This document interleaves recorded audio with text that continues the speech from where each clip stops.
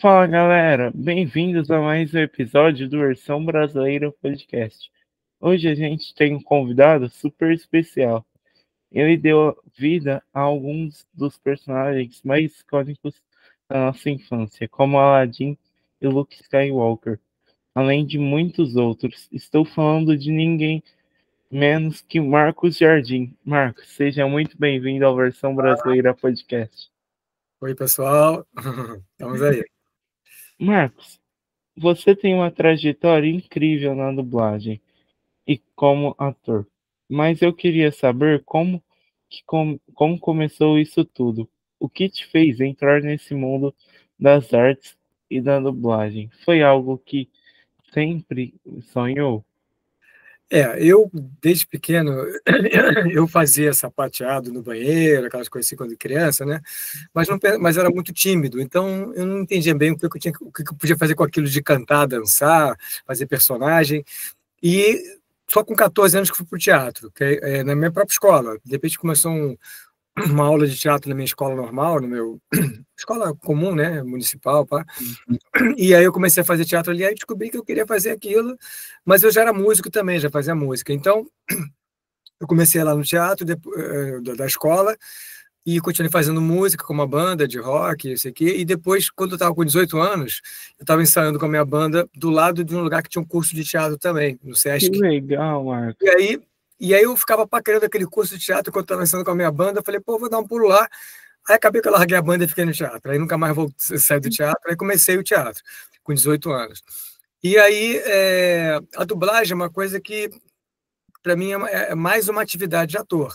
Lógico que eu acabei me especializando nela e ficando mais, tomando um espaço maior na minha vida, na minha carreira, mas eu sempre quis fazer outras coisas também ao mesmo tempo. Então, mesmo na época que eu estava na Herbert Richa, que tinha muito trabalho, eu fazia teatro também, fazia umas coisas de cinema, publicidade, televisão, mais ou menos também.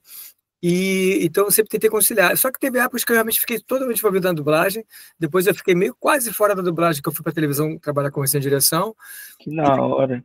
E fiquei só com um pezinho na dublagem ali, fazendo umas coisinhas ou outra que eram fixos, meu, como o Ben Kenobi. Eu nunca deixei de fazer o Ben Kenobi.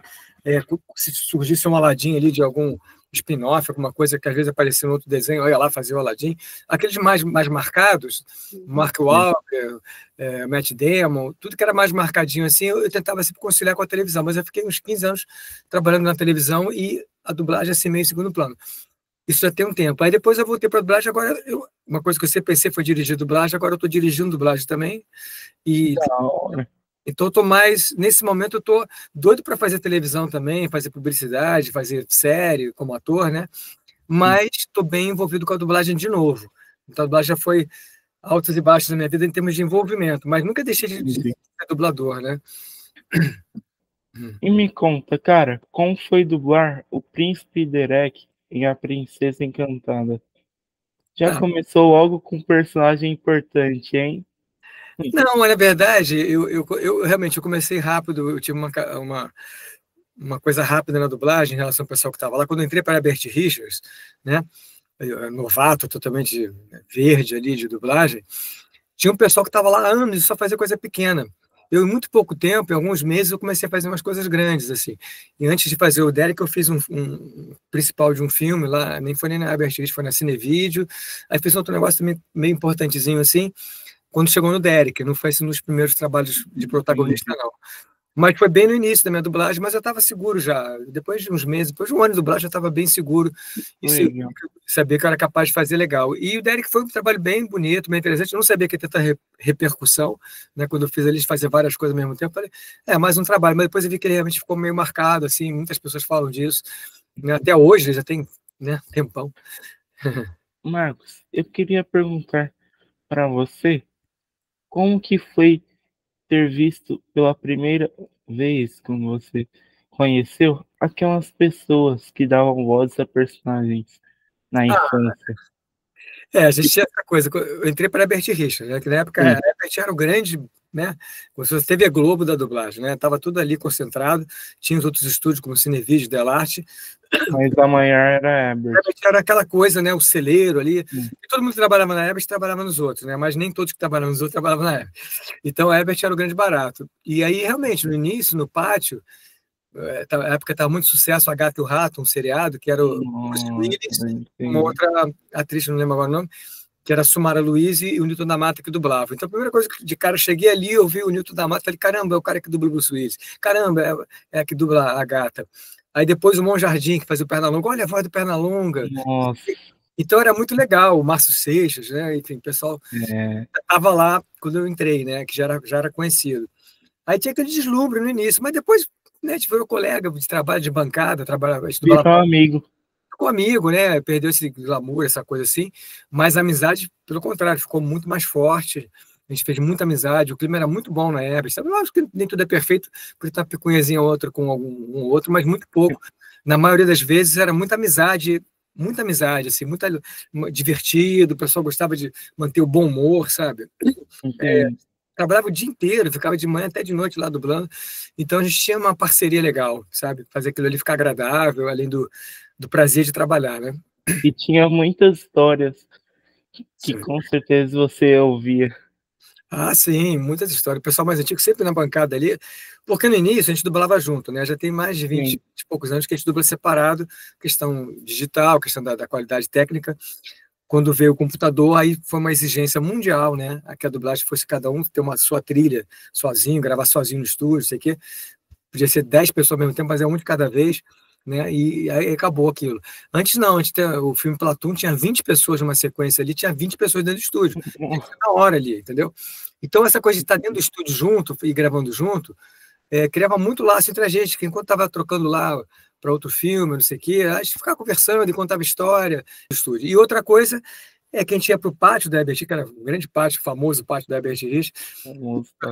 Quem fumava gostava de fumar, quem não fumava como eu se afastava para outro canto, mas tinha o canto do fumante, o canto do não fumante. E ali a gente conversava muito, porque a gente acabava o trabalho e depois tinha um outro trabalho em outro estúdio um tempo depois, uma hora depois, uma hora e meia depois. A gente ia para cá, batendo papo. Ficava esperando ser chamado de novo e batendo papo. Então era muita conversa realmente ali de parte da Herbert Rich, né? Que não tem mais, porque hoje em dia, como a gente entra para gravar, a nossa parte vai embora, a gente não tem aquela espera, né? Então é muito difícil. Você vai para o estúdio, você dubla, acabou, você vai embora. Então não tem aquela paradinha no pátio ali. O máximo que acontece é você chegar mais cedo e tem outro cara que vai para outro estúdio ali na mesma hora, aí você bate um papinho ali antes de entrar, mas é raro. Geralmente você entra, chega, já vai para o estúdio, acabou, vai embora, né? Lá não, a gente ficava o dia inteiro lá de manhã até de noite, entendeu? Então tinha muita conversa, a gente fez muita amizade, o clima era muito bom, as pessoas tinham muito bom humor, sabe? Era uma coisa muito gostosa. Os mais velhos sempre contavam histórias, né? As histórias deles, assim, pra gente que era mais novo. Muito legal.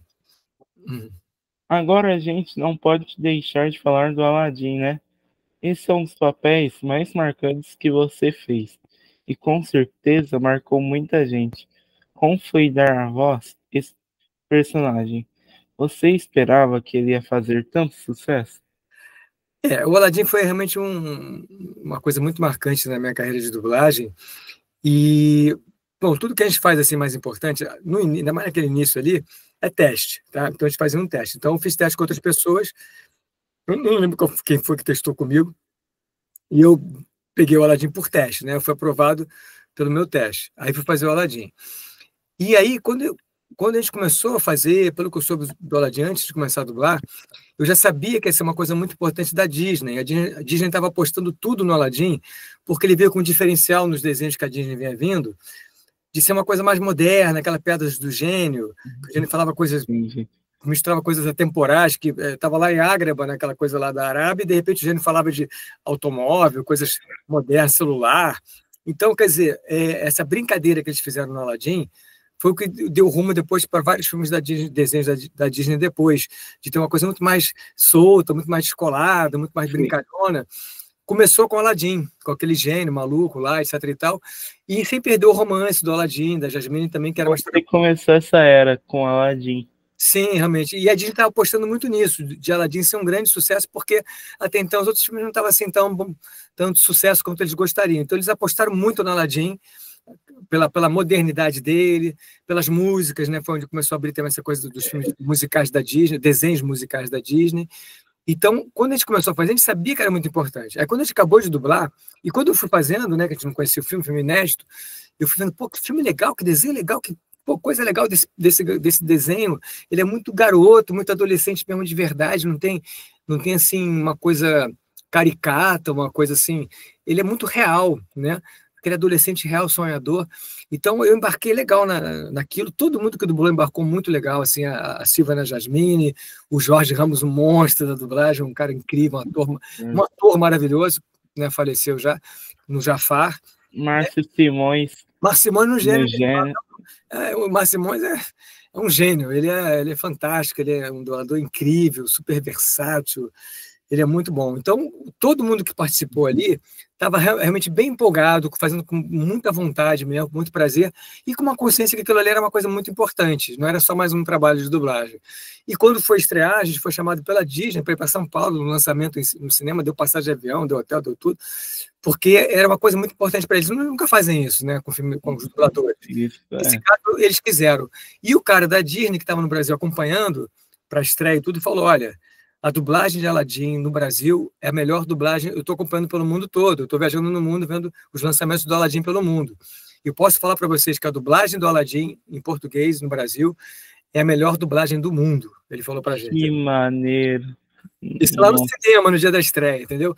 Aí foi muito legal, foi muito legal. Então eu vi que aquilo ali realmente era um trabalho muito importante, que é marcar. Nem sabia que ia marcar tanto, sei lá, 30 e tantos anos depois, ainda estão falando de Aladdin, né? E as continuações? Porque Aladdin não ficou só no primeiro filme. Você dublou o personagem em várias sequências. E até na série de TV, certo? Como Sim. foi continuar com o personagem por tanto tempo? Isso acontece, né, geralmente, né? O Obi-Wan Kenobi também, que eu fiz nos filmes, teve a série de desenhos, né, do Clone Wars, né? E ele estava sempre presente ali. Então, eu mantive lá a dublagem do personagem. Nem sempre o ator que faz lá fora, ele mantém. Não sei se o ator que fez o Aladdin lá no filme fez a série também.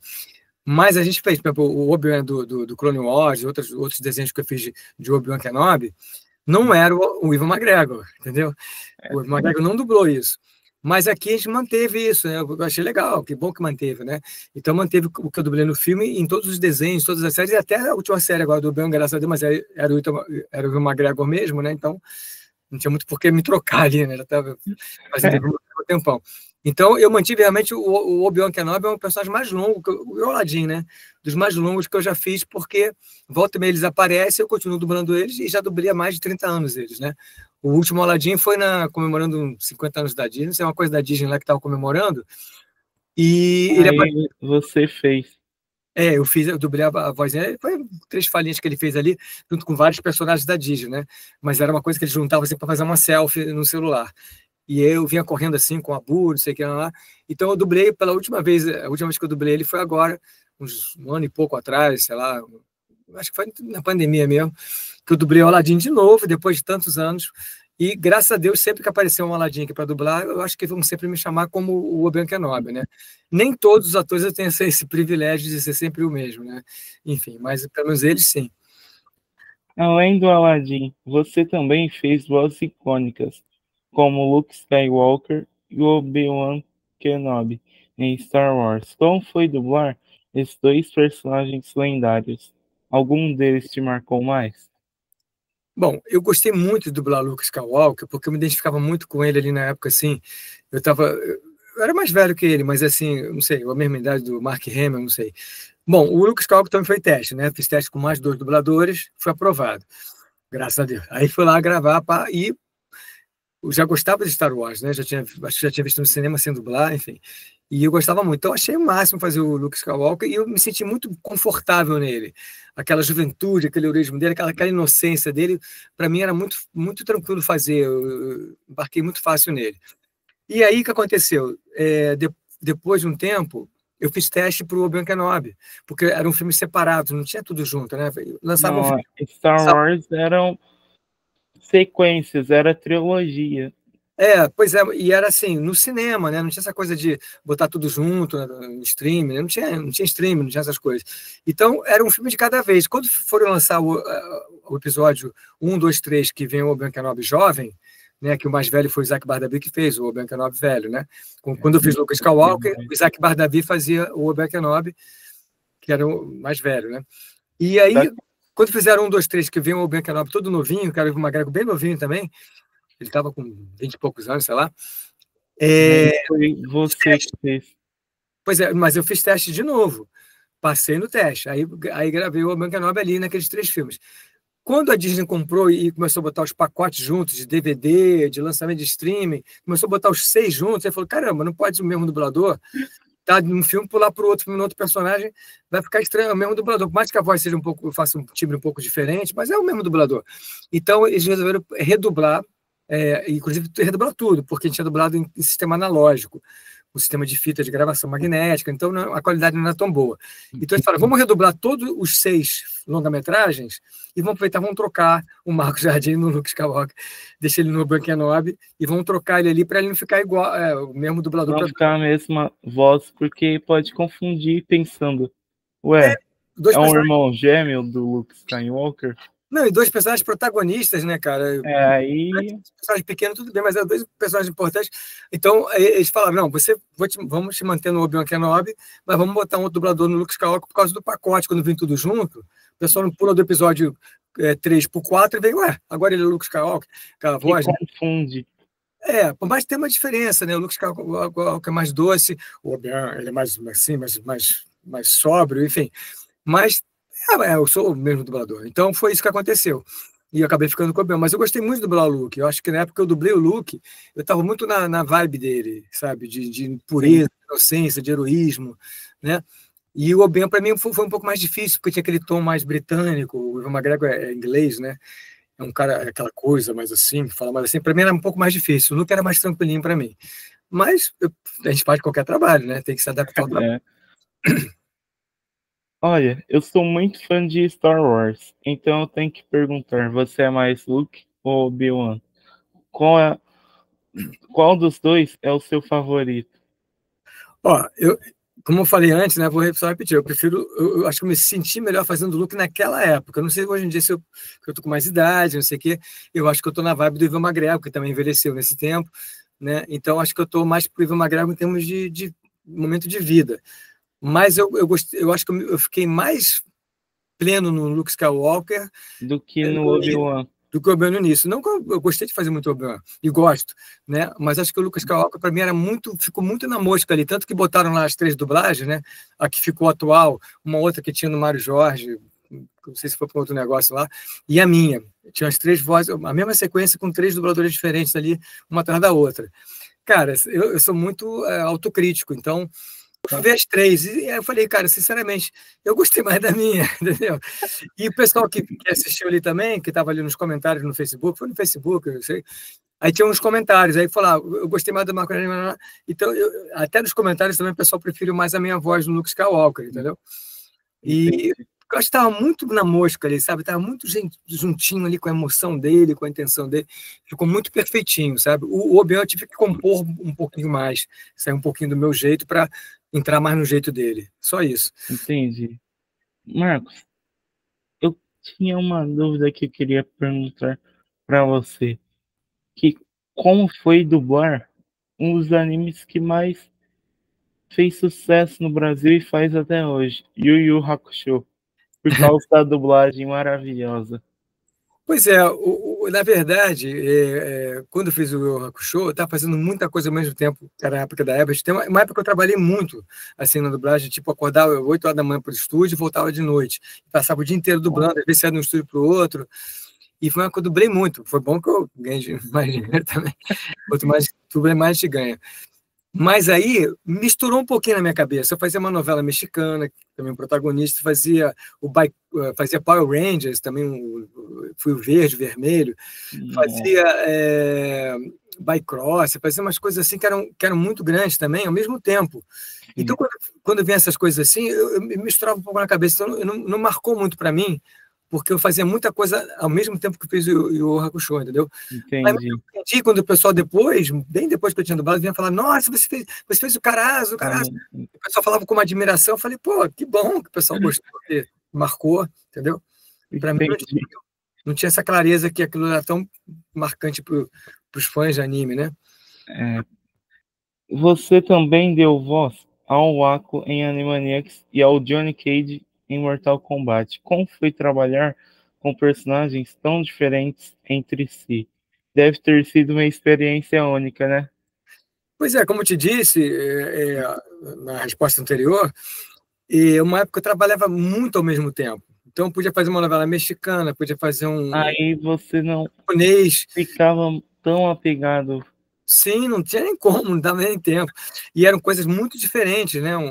Um seriado japonês, um longa-metragem, tipo um Star Wars, uma novela mexicana, uma coisa coreana, sabe? Eram coisas muito. Um desenho maluco lá, outra coisa. E o anime, Aí dava muita. era muita Ficava variedade. muito confuso. Cada trabalho eu me dedicava ali, mas era tudo muito ao mesmo tempo, então não chegava a marcar tanto cada um, né? Entendi. Eu vi aqui que você também dublou o Carazo em Yu Yu Hakusho. A galera que curte o anime deve pirar quando descobre isso, né? Como a gente tinha falado anteriormente. Pois é, como eu te falei, eu não sabia que ia ter essa repercussão. Depois, né, que eu já tinha dublado, muita gente vai falar comigo, eu adoro o Yu Yu Hakusho é incrível, você fez o Carazo, o Carazo é muito importante, isso aqui. E aí me surpreendeu, assim, que eu não sabia que ia ter esse impacto. Que foi na época da Manchete. Pois é, Marcou pra caramba por causa Yu Yu Hakusho, Cavaleiro Zodíaco. Foi aham, na época dos anos 90 que as pessoas que hoje em dia são pais e passaram para os filhos.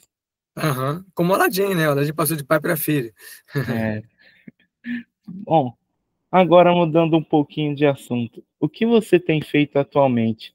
Tem algum projeto novo que você pode contar para a gente? Bom, eu tô agora que eu fiquei um bom tempo atrás das câmeras, trabalhando como assistente de direção. Eu também sou diretor de audiovisual, fiz uns curtas-metragens, tinha vontade de dirigir na televisão. Minha meta era essa, inclusive, né? Eu estava trabalhando como assistente para dirigir na televisão. Mas houve várias mudanças, veio pandemia, veio um monte de coisa, e o negócio desandou ali na televisão nesse sentido. Mas era minha grande vontade dirigir mais. E aí comecei então a dirigir dublagem, que é uma coisa que eu evitava fazer porque eu não tinha tempo por causa da televisão. Então, eu já estava na época que vários amigos meus que começaram a dublar comigo, na mesma época, começaram a dirigir a dublagem. Mas foi a época que eu estava na televisão. E eu falava, não posso, eu estou na televisão, eu fico o dia inteiro ali. O máximo que posso é sair da televisão para dublar um negocinho e voltar. Direção não dá, porque você fica preso o dia todo. Sim. Aí, quando deu esse buraco agora, depois da pandemia, na televisão, eu voltei mais, me dedicar mais à dublagem e falei, agora eu quero dirigir.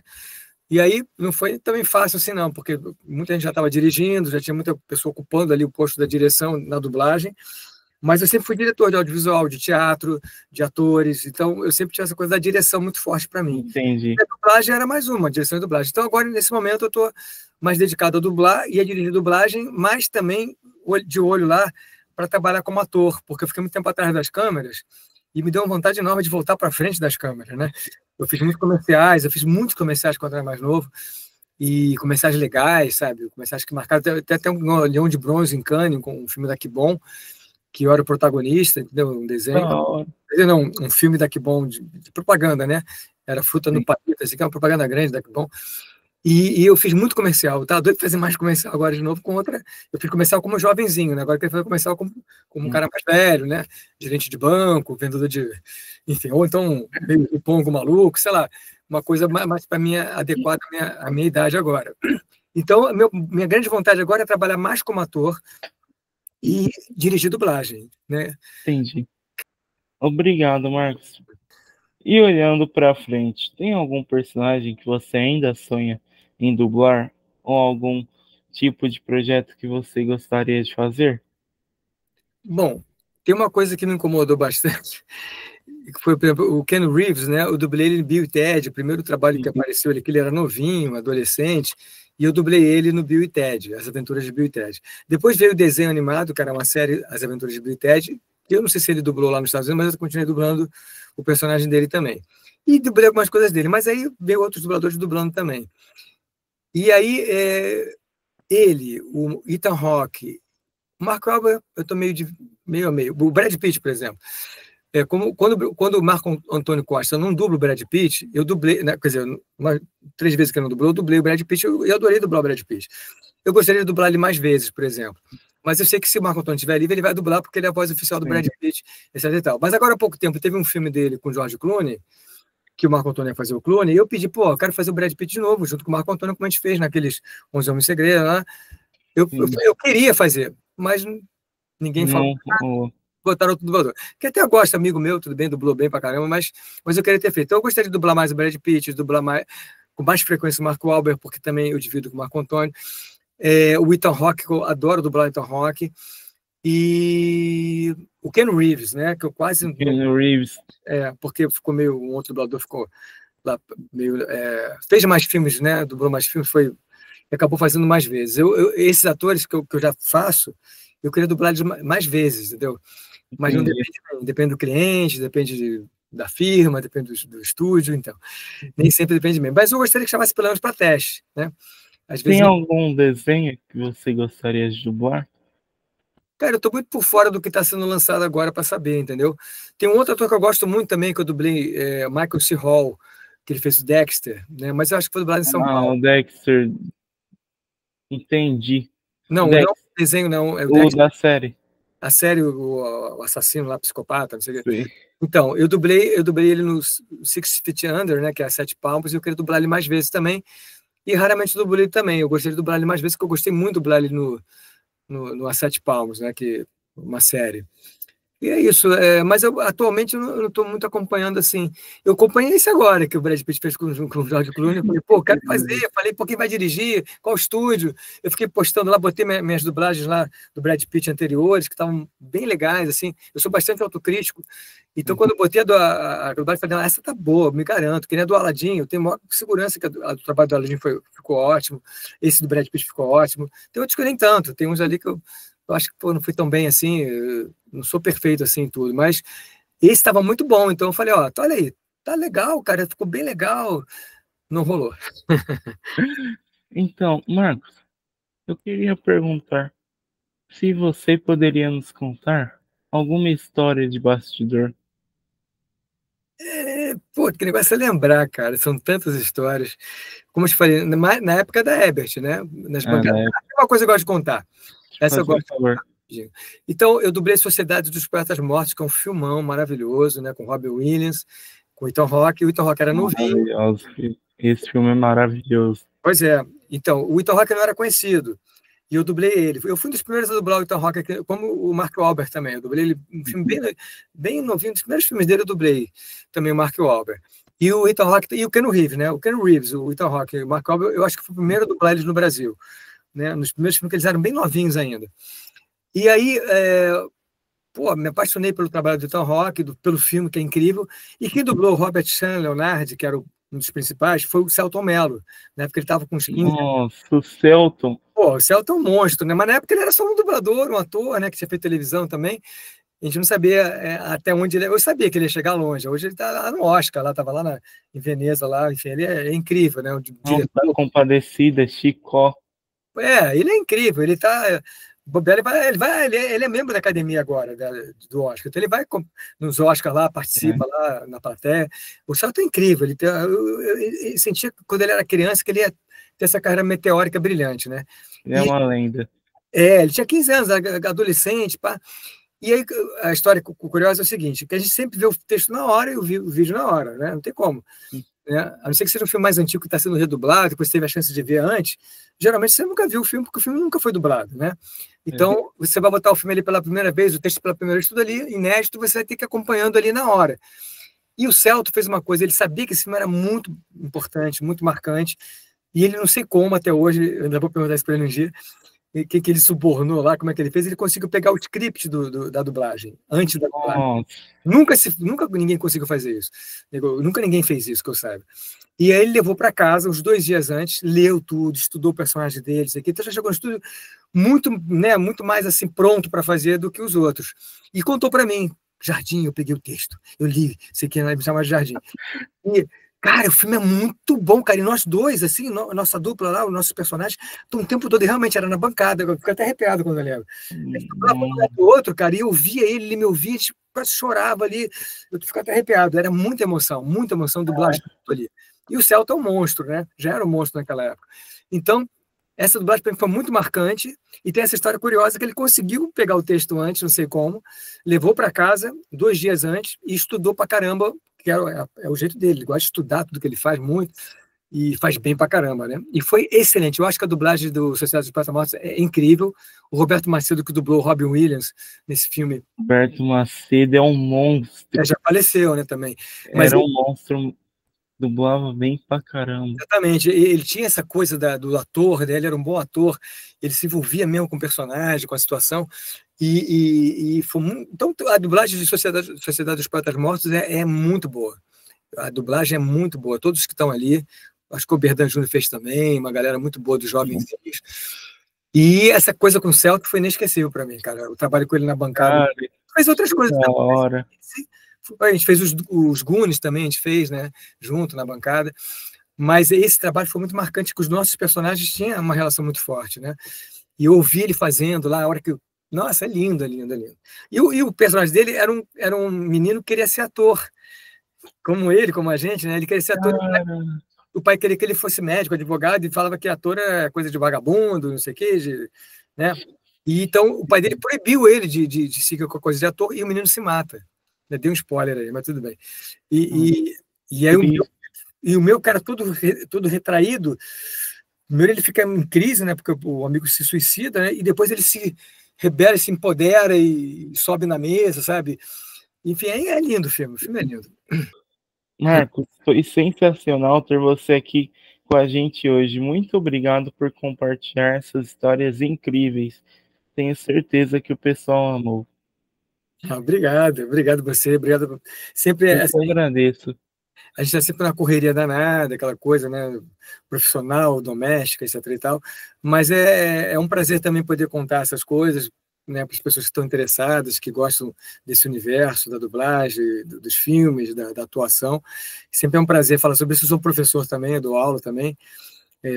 Eu dei aula muitos anos para atores, para televisão, e eu estou dando aula também já há um tempo para dublagem, né, para atores. Cara, que legal.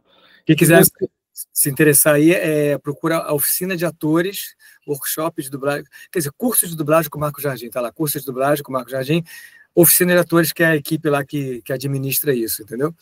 Só procura entende? no Instagram, no Facebook, em qualquer lugar, quem tiver interesse de saber mais. E eu gosto de dar aula, gosto de falar sobre o processo, porque eu também, como diretor e professor, eu tenho essa visão, né, de como é que o processo funciona, eu gosto muito de pensar sobre isso. Marcos, você viu o começo do Oberdan. Sim, ele era novinho. Cara, como que foi ter visto o começo do cara que dublou Tintin? Cara, o Bernardo é um ator incrível, Mirim. Ele fazendo televisão lindamente, com uma esperteza, com uma habilidade, com 10 anos. Pô, 10 anos é muito novinho. Hoje em dia eu vejo que os 10 anos tão bobinhos assim. E ele com 10 anos já estava espertão ali, fazendo televisão, dublagem, tudo. E a gente se conheceu, ele estava com 13 para 14 anos, eu acho. Aí com 18 ele veio morar comigo. Quando ele saiu da casa, é porque eu me separei, estava morando sozinho, eu queria dividir apartamento com um amigo da dublagem. Ele tinha feito 18 anos e queria sair da casa da mãe. Ele falou, vamos dividir? Eu falei, vamos dividir apartamento. Então a gente dividiu o apartamento, eu e o Berdan Júnior. O Celto Mello vivia lá também, com o Tom Mello, etc e tal. Eram muitos amigos ali naquela época. Então a gente morou junto uns 3 anos, 2 anos, 3 anos, que a gente dividiu o apartamento, né? E ele é um artista incrível, agora ele está escrevendo, ele é um roteirista agora, né?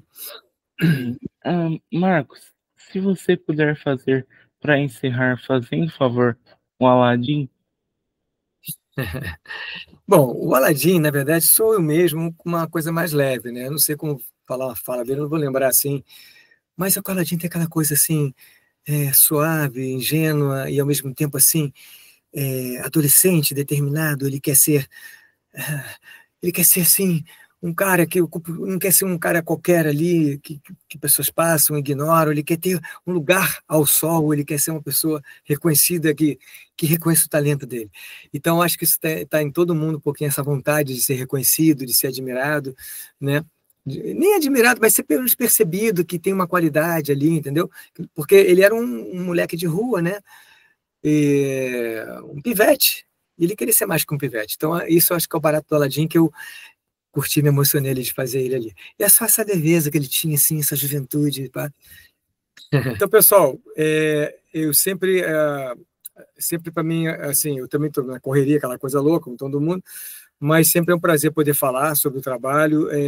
Sou muito grato a esse reconhecimento de fãs de dublagem, do meu trabalho, eu fico muito grato a isso, eu agradeço todo dia pelo pessoal que gosta do meu trabalho, né? Então, para mim é um prazer falar sobre ele, né? Eu tenho muita história para contar, são 37 anos de dublagem, e como eu falei, também sou diretor de dublagem, também sou diretor de audiovisual, então toda essa parte da arte me interessa muito, e sempre que eu posso falar sobre ela, eu sou um pouco teórico também sobre isso tudo, né, do processo, etc e tal, então para mim é sempre interessante falar sobre isso, né, e é isso, muito obrigado pela oportunidade, espero que vocês continuem curtindo a dublagem viva, a dublagem sem inteligência artificial, prestigiando o trabalho do dublador, dos atores em geral.